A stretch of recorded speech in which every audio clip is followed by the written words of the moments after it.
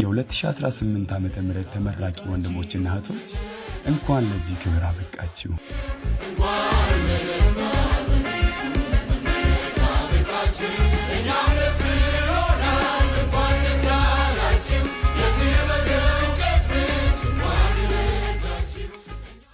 ይህን የሠራና ያደረገ የጥበብና የእውቀት ሁሉ ምንጭ የሆነው ጌታ ኢየሱስ ክርስቶስ ይባረክ።